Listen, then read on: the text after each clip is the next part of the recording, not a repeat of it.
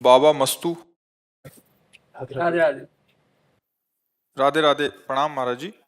महाराज जी, मैं मुस्लिम दरबार हजरत मौला अली में 18 साल से मुख्य संत के रूप में कार्यरत हूँ। महाराज जी, आपके जुगल जोड़ी के प्रति जो इश्क है, इसके कारण हम भी आपके आशिक हो गए हैं। हम अल्लाह ताला से एक शुक्रिया और दो दुआएं करते हैं कि शुक्रिया ये है कि आप हमारी जिंदगी में आए, और दुआ ये है कि अल्लाह ताला और मौला अली सरकार आपको शफा अता फरमाए। और दूसरी ये है कि हम भारतीयों के जीवन में आप जैसा दिव्य संत एक बार जरूर आवे। महाराज जी, इनका आपके प्रति भाव था। हाँ, नहीं, हम पहले आपको स्वागत करते हैं, धन्यवाद करते हैं कि आप कृपा करके यहाँ पधारे और हमारी बात सुने हैं।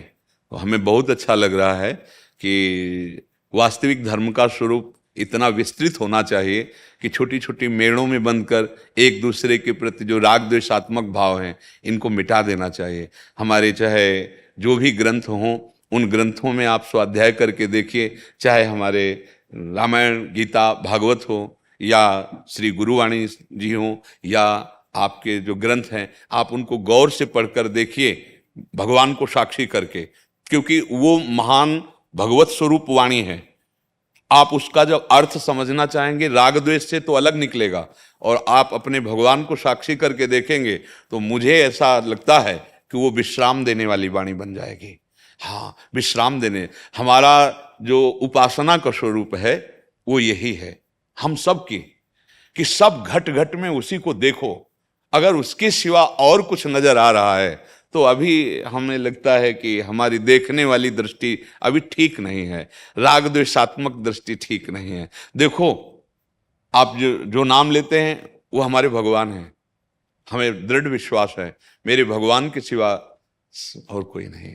वही जिसे हम राम कृष्ण हरि बोलते हैं, उसे आप ऐसा बोलते हैं, उसे ही वाहे गुरु कहते हैं। वही परमेश्वर है, परम ईश्वर, वही अलग अलग नामों से उपासक पुकार रहा है। तो बीच में जो राग द्वेषात्मक वृत्तियां हैं वो हमारी हैं, पर्सनल हैं।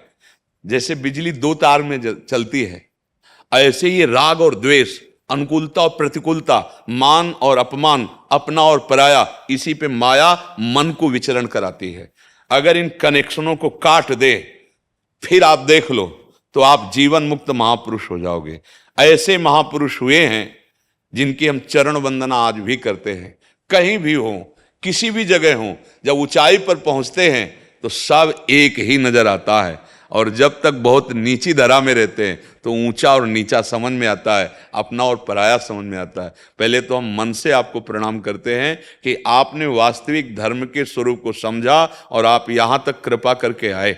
हाँ, आपका धन्यवाद है। और आप जैसे विस्तार हृदय वाले, विशाल हृदय वाले यदि आशीष देंगे तो इस जीवन में सामर्थ्य बनी रहेगी कि जो गुरु प्रताप से मिला है वो वाणी सबको सुनने को मिलेगी। ये तो मरा हुआ शरीर है, किडनी फेल है, लेकिन आप सब संतों की और आप सबकी भागवतिक शक्ति कि ये जीवित रहें और बोलते रहें, इसीलिए जीवित हैं, बोल रहे हैं। आपका सबका आशीर्वाद मुझे बहुत अच्छा लगा। मुझे इसलिए बहुत अच्छा लगा कि ये जो छोटी छोटी बेड़े बना करके हम राग द्वेषात्मक वृत्तियां धारण करते हैं, ये कभी धर्म नहीं हो सकता।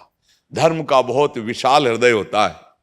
आप देखो, हमारे गुरु ग्रंथ साहब में सब संतों की वाणी है। क्या दिखाया है गुरु ग्रंथ साहब, क्या दर्शा रहे हैं कि हमारा जो स्वरूप है वो सब की वाणियों में विराजमान है। जो सब संतों की वाणियों में विराजमान है वही मैं हूं, दूसरा कोई नहीं हूं।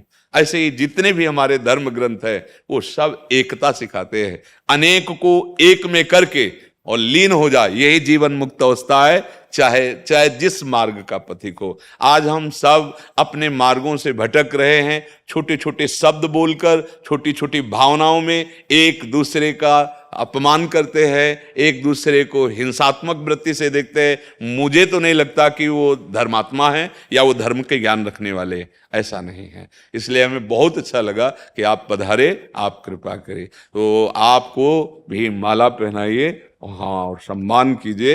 हम प्रणाम करते हैं आपको कि आप में इतनी हिम्मत आई कि आप कृपा करके यहाँ तक पधारे। हाँ, बिल्कुल।